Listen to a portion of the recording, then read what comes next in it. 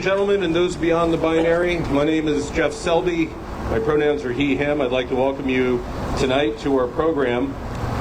It's an honor to return as your MC. My last time doing this event was 11 years ago.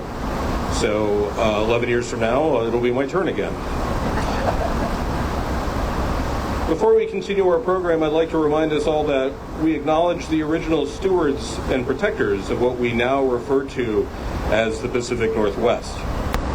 For thousands of years, the indigenous people of this area, including but not limited to the Multnomah, Wasco, Cowlitz, Cathlamet, Clackamas, bands of Chinook, Tualatin, Kalapuya, and Malala, lived in relationship with the land, air, and water. Through millennia, they accumulated knowledge and established lifeways that sustained the people, plants, and animals, and did not contribute to the current environmental crises we now face. Today, Oregon is home to 9 federally recognized tribes, as well as many indigenous communities and tribes who are not federally recognized. Portland is home to an impressive urban indigenous community representing more than 380 tribes. We recognize and respect these indigenous communities. We honor and acknowledge the resilience of this land and of the people and cultures whose stewardship predates colonization. As an organization and as individuals, we strive to learn from and support indigenous communities in their efforts to protect the health of our planet. We recognize the myriad ways that colonization has been harmful to indigenous people and harmful to the land, and acknowledge the need for reparations and for healing. This evening's program is entitled End Nuclear Madness, Remembering Hiroshima and Nagasaki 2024. This event is dedicated to Carol Riley Erner, beloved member of Multnomah Friends Meeting, longtime Quaker, and internationally known peace activist who passed away at the age of 93. Carol was instrumental in organizing the early Hiroshima-Nagasaki events in the 1960s through the 2010s. We gather this evening beneath the same universal sky that once bore witness to the searing light, the unfathomable heat, the cataclysmic force that reshaped his destiny. Hiroshima, Nagasaki, names etched in sorrow, cities scarred by the atomic tempest, where lives were shattered, futures erased, and the world was forever changed. Yet amidst the ashes, fragile new life emerged, resilience sprouted from broken soil, voices of survivors, Hibakusha, whispered never again, let peace prevail. Today we stand as witnesses anew, hearts heavy, with our eyes lifted. We gather as a testament to humanity's capacity for destruction, and we gather as a testament to resiliency. Let us not forget those tragedies that have shaped our lives, yet let us not dwell solely on devastation, for in tragedy lies the seed of hope, the resolve to dismantle arsenals of fear and cultivate a world where peace blossoms. So on this day of remembrance, let our voices rise like paper cranes, each wing a plea, each fold a prayer for a future free from nuclear shadows. Let us be in prayer. God, the keeper of the atoms and stars, you made us collaborators in creation, but we have pilfered the secrets of ordered existence and justified their immoral use in the name of security and peace. Forgive us. We pray for world leaders to come to the realization that more weapons and war do not bring peace. We could say that we didn't know the consequences. Now we do know. We have abused the glue of the universe. Fear and presumption have driven us to be ready to annihilate untold lives and make areas of the earth uninhabitable. Forgive us, God. Open our eyes to see how small and fragile the planet is and how the destruction of any human being diminishes all. May we continue to remember, tell stories, educate generations, and model peaceful ways of living. Heal the wounds opened with the destruction of Hiroshima and Nagasaki. Mend the fabric of the human family. Let us remember Hiroshima and Nagasaki as beacons as we commit ourselves to find ways to live together in peace, that we may not be just peace lovers, but peacemakers. Amen. Our first speaker tonight is Daniel Shea. Dan is the president of the Veterans for Peace, Portland Chapter 72. He is active with Veterans for Peace working groups, as well as the Nuclear Abolition Working Groups, the DU, Cluster Bombs and Landmine Working Groups, and the Board of Vietnam Agent Orange Relief and Responsibility. It was back in I think it was December of 1920. I was invited to be on a delegation to go to Japan to talk about, and apologize for the U.S. Being a part of the bombing of Hiroshima and Nagasaki.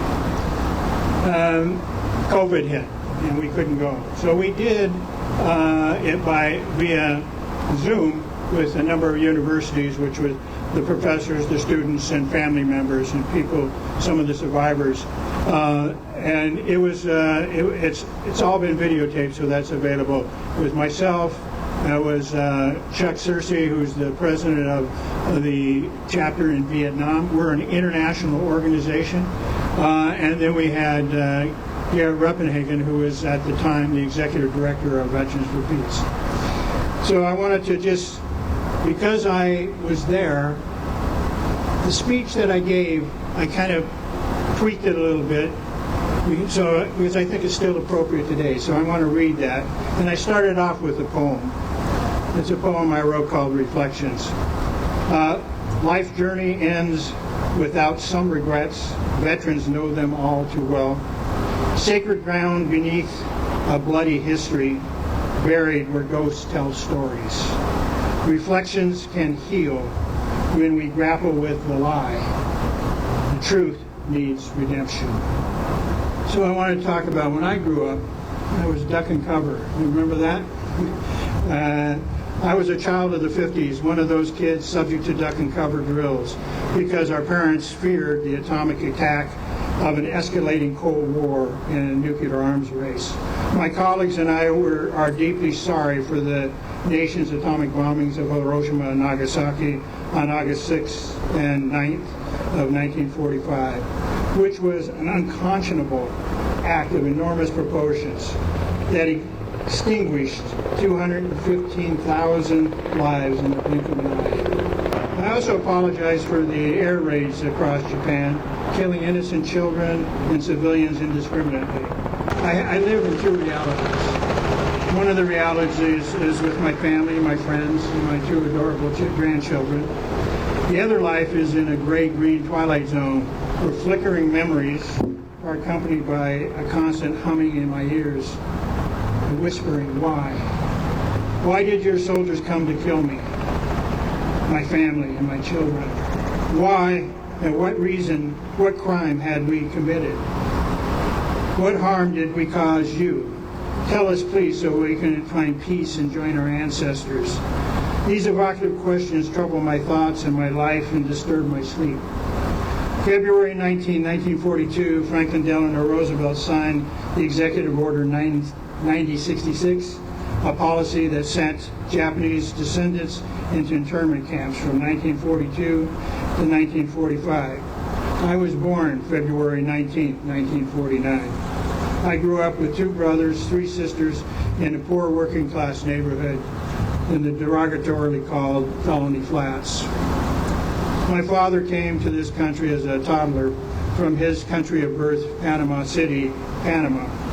By the robust years of the post-World War II, Dad was living the American dream, like most immigrants in this country.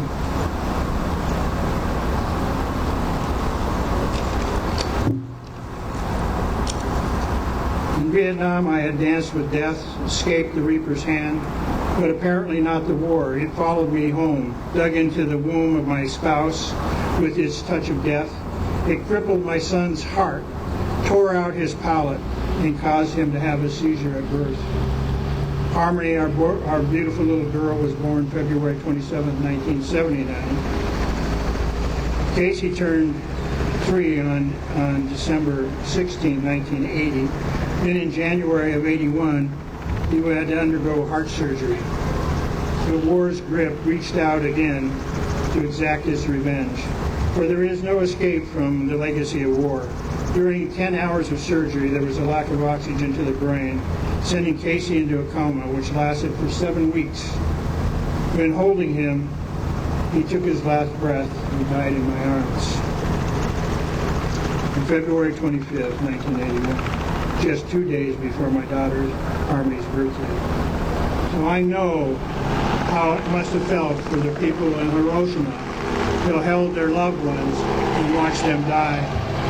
To know that their children had passed away, families, entire families being wiped out. Things that are going on in Gaza right now, it breaks my heart. I get into modes of depression just thinking about it, and each time I have to come out and say, we can't despair. We have to continue to work forward and work hard to change what's happening, to make this stop, to end genocide, to end nuclear war, nuclear weapons, and to continue with our lives and our friends and to support each other. Thus, I can relate to the survivors of Hiroshima and Nagasaki, and I know too that they hear the voices of those who perished and are haunted by memories. It requires a kind of understanding of what cruelty and racism and insanity to commit such crimes against humanity.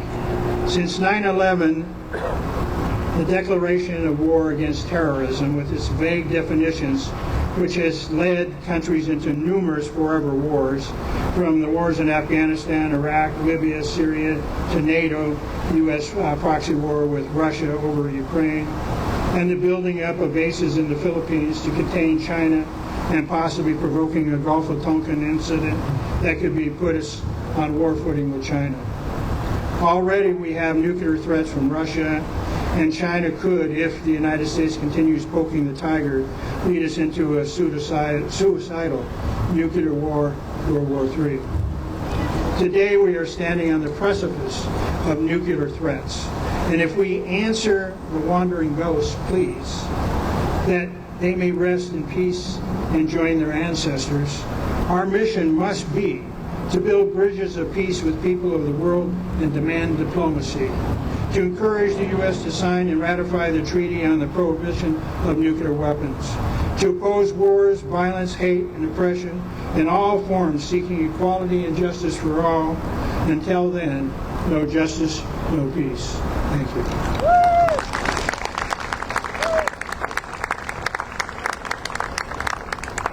Our next guests are Portland artist Barbara Stafford Wilson. She'll be reading 3 poems by her father, William Stafford. Barbara's brother, Kim, former Oregon laureate, will follow her with one of his original poems. Please join me in welcoming to the microphone Barbara Stafford Wilson and Kim Stafford. At the bomb testing site. At noon, in the desert, a panting lizard waited for history, its elbows tense, watching the curve of a particular road as if something might happen. It was looking at something farther off than people could see, an important scene acted in stone for little selves at the flute end of consequences. There was just a continent without much on it, under a sky that never cared less. Ready for a change, the elbows waited, the hands gripped hard on the desert.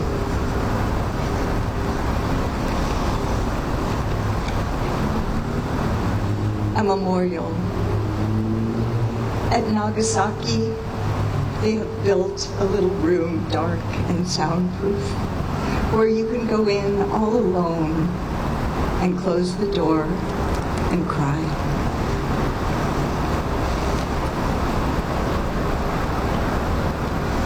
at the unnational monument along the Canadian border. This is the field where the battle did not happen, where the unknown soldier did not die. This is the field where grass joined hands, where no monument stands, and the only heroic thing is the sky. Birds fly here without any sound, unfolding their wings across the open.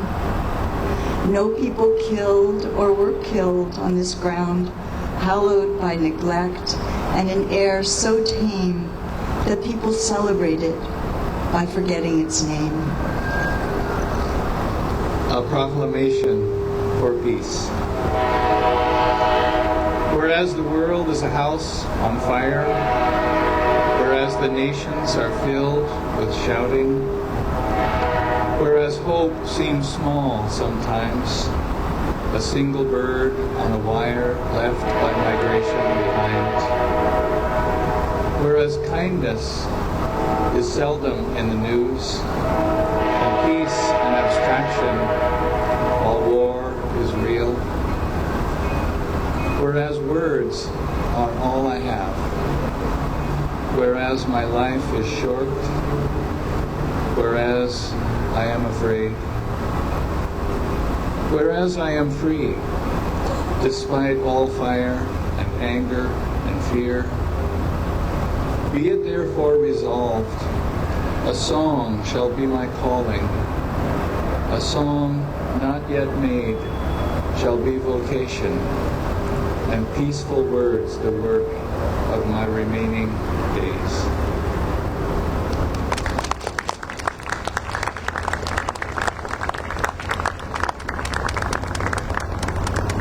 こんばんは。Good evening.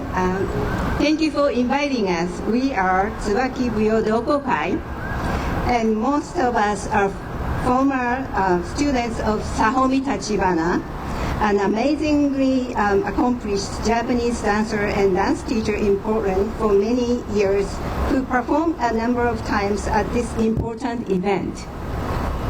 She is now 100 years old. And we continue to dance in her honor to connect to our Japanese heritage and humanity. Today we are performing Hanagasa Odori from Yamagata Prefecture in the Tohoku region. Hana means flower, Kasa means straw hat, and Odori means dance. This folk song and dance are well known in Japan and performed in festival parades at this time of year. In the festival parades, various social groups dance Hanagasa Odori in different styles. In our performance today, we incorporate a variety of these styles and movements. Our dancers today are An Shintani, Ritsuko Fujiwara, and me, Yoshiko Kamata. Please enjoy. 楽しんでください。